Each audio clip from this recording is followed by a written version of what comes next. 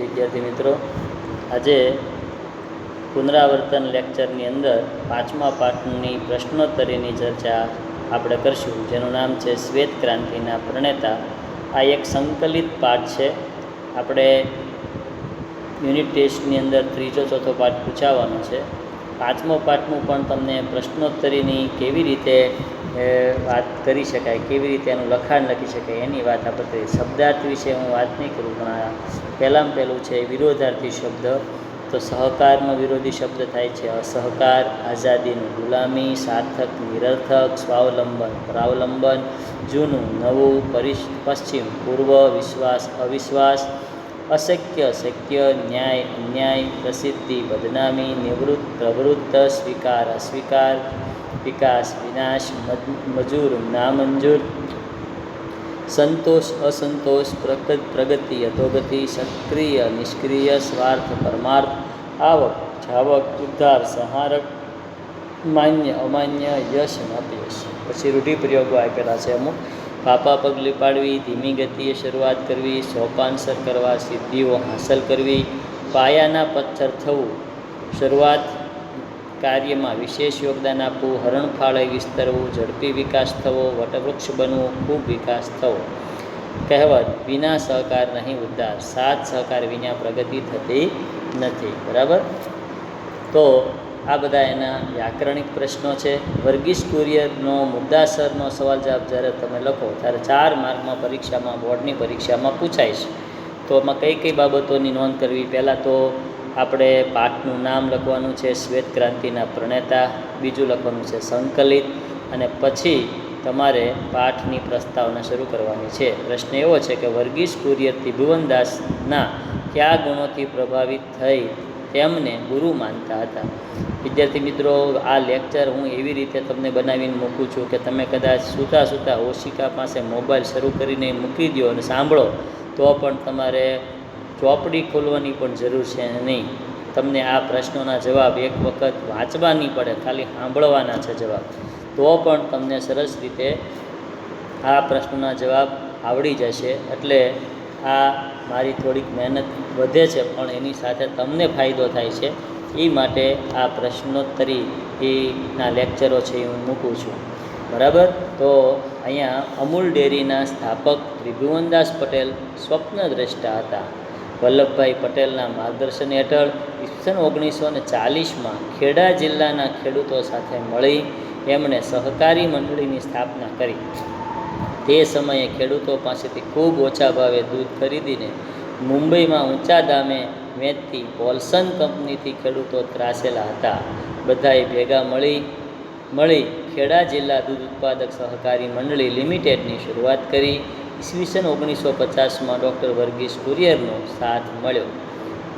આ આટલી વાત છે એ વર્ગીસ કુરિયરે પોતાની રીતે જે પ્રયત્નો કર્યા એની વાત છે. પછી ત્રિભુવનદાસ પટેલ એની સાથે જોડાણા, એટલે એમની સાથેનો પરિચય ગાઢ બન્યો. નિસ્વાર્થ સેવા, પરોપકારની ભાવના અને મનની મક્કમતાથી પ્રભાવિત થયા, અને એને કારણે ત્રિભુવનદાસના આ ગુણોને લીધે વર્ગીસ કુરિયરને તેમના પોતાના ગુરુ તરીકે એવો માન્યતા થયા. તો આવો એક પહેલો પ્રશ્ન છે એ તમે લખી શકો. બીજો પ્રશ્ન એવો છે ઇજનેરીનો અભ્યાસ પૂર્ણ થયા કુરિયરની કઈ કંપનીમાં પસંદગી થઈ હતી? તે કંપની એમને શા માટે છોડી દીધી હતી? તો આમાં તમે પાઠનું નામ, સંકલિત અને પછી પ્રસ્તાવના શરૂઆત કરવાની કે આમાં જે વર્ગીસ કુરિયર છે એ પોતે ટાટા આયર્ન એન્ડ સ્ટીલ કંપનીમાં ટિસ્કોમાં એપ્રેન્ટિસ તરીકેની પહેલાં નોકરી એને મેળવી હતી.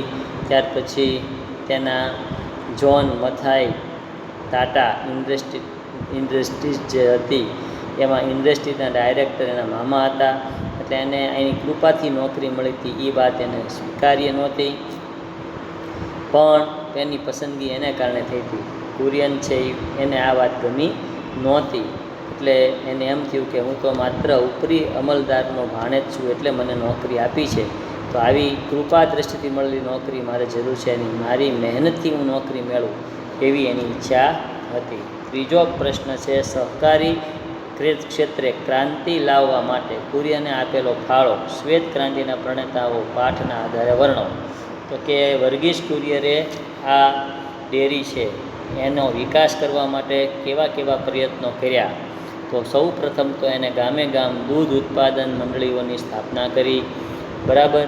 ત્યાર પછી બધા ખેડૂતો છે એ સ્વનિર્ભર બન્યા, અને એને કારણે ગાયોના દૂધ સાથે સાથે ભેંસનું દૂધ પણ ખૂબ આવતું હતું.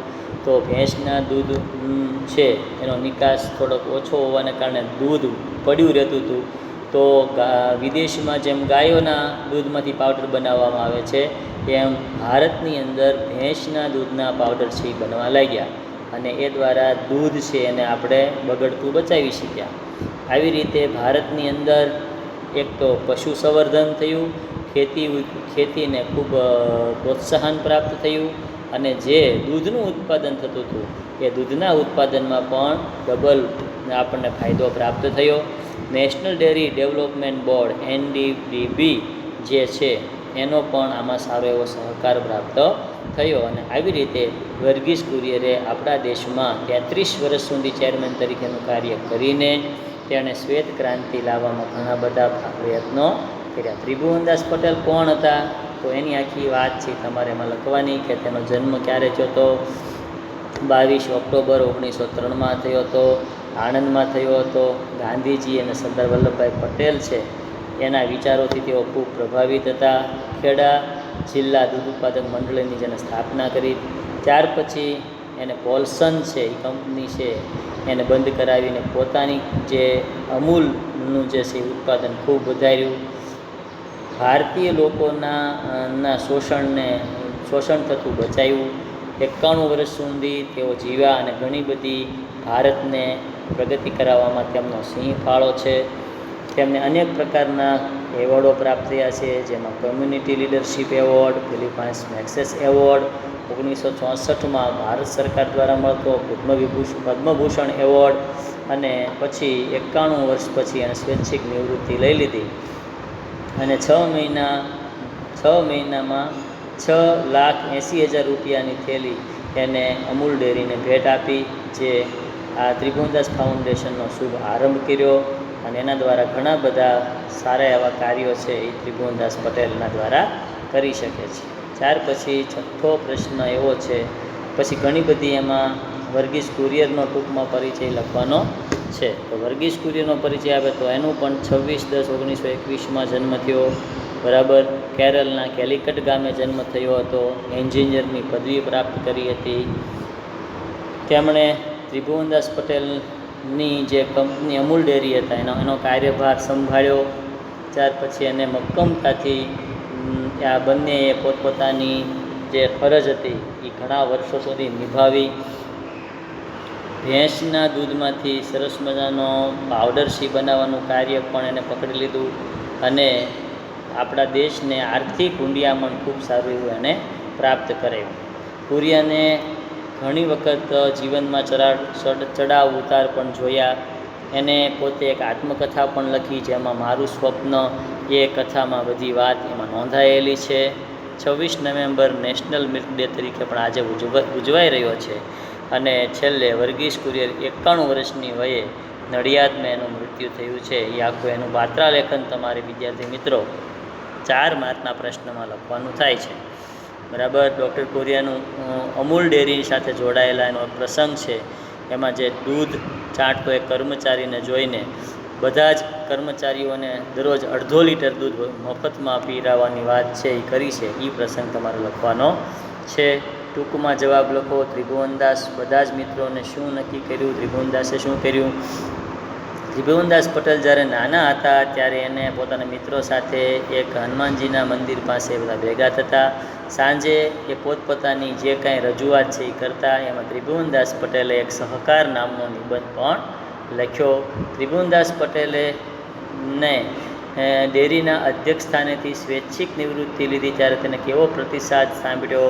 તો કે ભાઈ બધા લોકોએ એને ભેટ આપી, અને એ ભેટના પૈસા લગભગ 6,80,000 રૂપિયા એને પ્રાપ્ત થયા. અને એમાંથી એક સરસ મજાનું ફાઉન્ડેશન છે, એટલે કે ટ્રસ્ટ ચલાવવામાં આવે, અને એમાં જે જરૂરિયાતમંદ લોકો છે એને આમાંથી પૈસા આપવામાં આવતા હતા. આર્ટ ઓફ ફિલ્મના સર્જક શ્યામ બેનેગલે કુરિયનને શું સૂચવ્યું હતું? તો કે એમને એવું કીધું હતું કે આપણે ફીચર ફિલ્મ બનાવી, એમાં આપણે જે અમૂલે અત્યાર સુધીમાં જે પ્રગતિ કરી એ પ્રગતિના ચડાવ ઉતારના સંઘર્ષોનું વર્ણન છે એ આમાં દઈએ. અને આવી રીતે ₹1 દરેક ડેરી પાસેથી એક સભ્ય પાસેથી ઉઘરાવવામાં આવ્યો અને એમાંથી એક મંથન નામની ફિલ્મ છે એ બનાવવામાં આવી. એ વાત એમાં લખવાની. ત્યાર પછી ડૉક્ટર કુરિયને ભારતને વિશ્વભરમાં કયા માધ્યમથી ગૌરવવંતું સ્થાન આપવામાં આવ્યું હતું? ડૉક્ટર કુરિયને ભારતને શ્વેત ક્રાંતિના માધ્યમથી વિશ્વભરમાં ગૌરવવંતું સ્થાન આપ્યું.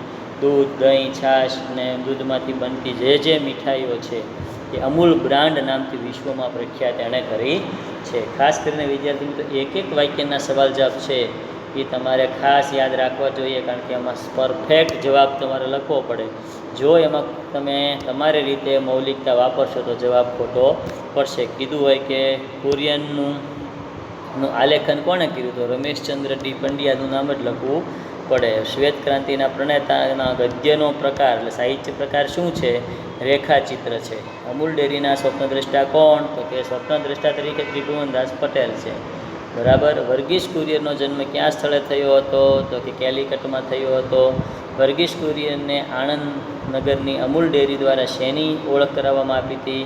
તો કે કુરિયને આણંદ નગરને અમૂલ ડેરી દ્વારા મિલ્ક સિટીની ઓળખ આપવામાં આવી હતી. ત્યાર પછી ત્રિભુવનદાસે આગમન પહેલાં કઈ સંસ્થા સ્થાપના કરી હતી? Kheda district milk production union લિમિટેડની સ્થાપના થઈ હતી. ત્યાર પછી વર્ગીસ કુરિયરનું આત્મકથન નામ મારું સ્વપ્ન છે. વર્ગીસ કુરિયર વિશ્વવિદ્યાલય કુલપતિ તરીકે નિમણૂક કઈ થઈ? અલ્હાબાદ વિશ્વવિદ્યાલયના કુલપતિ બન્યા. અમૂલ ડેરીના વિકાસમાં કોની જુગલબંધી જામી? ત્રિભુવનદાસ પટેલ અને વર્ગીસ કુરિયરની. ત્યાર પછી આણંદમાં ભાડે મકાન ન મળતા કુરિયર ક્યાં રહ્યા? તો ગેરેજમાં રહેવાનું પસંદ કર્યું. દૂધ ઉત્પાદક સહકારી મંડળીના વિચાર અને કાર્યોમાં પ્રચાર પ્રસાર માટે શ્યામ બેનેગલે કઈ પિક્ચર ફિલ્મ બનાવી? મંથન નામની પિક્ચર ફિલ્મ બનાવી. ત્રિભુવનદાસના પત્નીનું નામ શું હતું? મણિબહેન. કુરિયનનું અવસાન ક્યાં થયું? નડિયાદમાં. ગુજરાત દૂધ માર્કેટિંગ ફેડરેશનના ચેરમેન પદે કુરિયન વધુમાં વધુ માસિક પગાર કેટલો લેતા? તો ₹5000. બરાબર. પછી પારિતોષિકનો સમાનાર્થી શબ્દ છે. પારિતોષિક એટલે ઇનામ, તાલીમ એટલે કેળવણી, પ્રતિકૃતિ એટલે ચિત્ર, હોદ્દો એટલે મોભો. વિરુદ્ધાર્થી શબ્દ આપો. પ્રતિકૃતિ, હોદ્દો એટલે સ્થાન. બરાબર. પછી સાચો વિરુદ્ધાર્થી શબ્દ આપવાના છે. સ્વાવલંબી એટલે પરાવલંબી, સ્વાર્થ તો નિસ્વાર્થ, ઉદ્ધારક તો સંહારક, વિકાસ તો વિનાશ, પ્રગતિ તો અધોગતિ, પ્રસિદ્ધિ તો સિદ્ધિ. બરાબર. યશ તો અપયશ. શબ્દોની જોડણીઓ જોવાની છે. શ્વેત ક્રાંતિ, વિદ્વાન, કૌશલ્ય, પ્રતિકૃતિ અને સર્જક કેમ લખાય જોઈ લેજો. રૂઢિપ્રયોગનો અર્થ સોપાન સર કરવા એટલે સિદ્ધિઓ હાંસલ કરવી. પાપા પગલી પાડવી એટલે ધીમી ગતિએ શરૂઆત કરવી. વિશેષણના પ્રકારો જણાવો. 4 સંખ્યાવાચક વિશેષણ, જૂનું એ ગુણવાચક વિશેષણ. કર્મણીમાં ફેરવો. ત્રિભુવનદાસે સહકાર વિશે નિબંધ લખ્યો. ત્રિભુવનદાસથી સહકાર વિશે નિબંધ લખાયો. કુરિયન કેન્દ્રમાં રાખીને 51થી પણ વધુ પુસ્તકો લખાયા. લેખકોએ કુરિયનને કેન્દ્રમાં રાખીને 51થી પણ વધુ પુસ્તકો લખ્યા છે. તો 71 વાક્ય રચના થઈ. સંધિમાં લોકાદર એટલે લોક વત્તા આદર, ઉદ્ધારક ઉત વત્તા ધારક, સ્વાવલંબન સ્વ વત્તા આલંબન, સિદ્ધાંત સિદ્ધ વત્તા અંત. કહેવત સમજાવો. વિના સહકાર નહીં ઉદ્ધાર, સાથ સહકાર વિના પ્રગતિ થતી નથી. વિદ્યાર્થી મિત્રો, આ બધી જ ચર્ચા છે એ મેં તમને પરીક્ષા અગાઉ તમને નવનીતમાંથી તમે વાંચવું પણ ન પડે, ખાલી આ લેક્ચર સાંભળી લો તો પણ તમને બધું જ પરીક્ષામાં આવડે એ માટે મેં પ્રયત્ન કર્યો છે. તમે વિદ્યાર્થી મિત્રો એમાં મહેનત કરજો, ખૂબ સારા માર્ક મેળવજો એવી શુભકામના સાથે આ લેક્ચર અહીંયા પૂર્ણ કરીએ છીએ. નમસ્તે. આવજો વિદ્યાર્થી.